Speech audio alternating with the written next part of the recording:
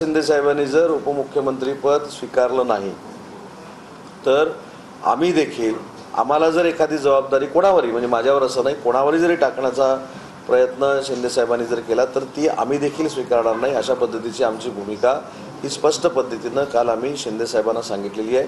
त्याच्यामुळे प्रसार माध्यमातनं ज्या काही गोष्टी प्रश्नचिन्हाने येत आहेत की हा होणार आहे का, तो होणार आहे का, तो होणार आहे का, आमची पूर्ण खात्री आहे की या सरकारमध्ये आमचे नेते एकनाथ शिंदे साहेब कोणाच्याही मनात असा उद्देश नाही की या खुर्चीवर कुणीतरी जाऊन बसावं। हे आम्हाला आता जाहीरपणानं खुलासा करावा लागणं हे देखील आमचं दुर्दैव आहे, कारण आम्ही नेता म्हणून एकनाथ शिंदे साहेबांनाच मानतो।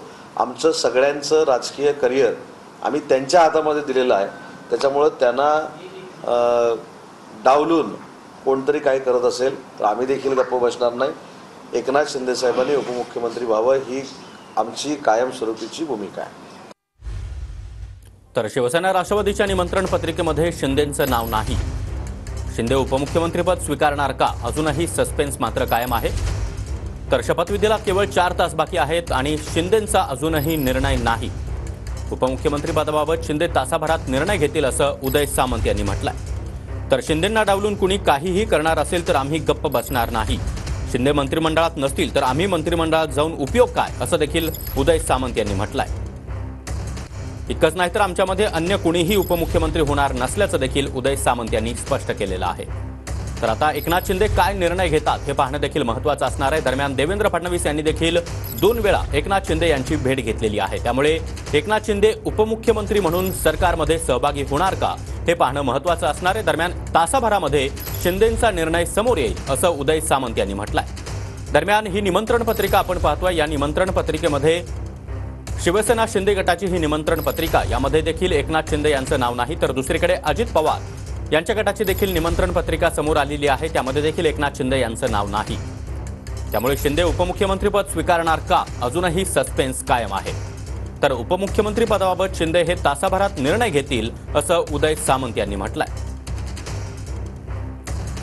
दरम्यान शिंदे कुठलंही दबाव तंत्र वापरत नाही, ते उपमुख्यमंत्री होतील। एका तासाभरामध्ये शिंदेंचा निर्णय समोर येईल असं उदय सामंत यांनी म्हटलंय।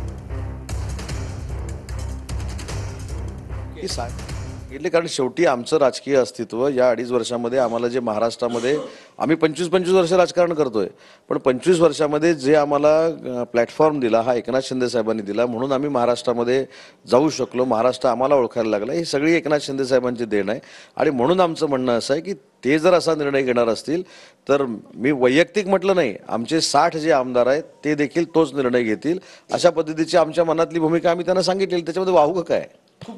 कॅमेरामॅन साईसह गजानन उमाटे, TV9 मराठी, मुंबई। तर ह्या दोन्ही निमंत्रण पत्रिका आपण पाहतोय। पहिली निमंत्रण पत्रिका ही अजित पवार गटाची तर दुसरी शिवसेना शिंदे गटाची आहे। या दोन्ही निमंत्रण पत्रिकेमध्ये एकनाथ शिंदे यांचं नाव नाही। दरम्यान आमची निमंत्रण पत्रिका ही राजभवनाचा पॅटर्न आहे त्यानुसारच तयार करण्यात आलेली आहे असं उदय सामंत यांनी स्पष्ट केलंय। तर शिंदे उपमुख्यमंत्रीपद स्वीकारणार का अजूनही सस्पेन्स कायम आहे।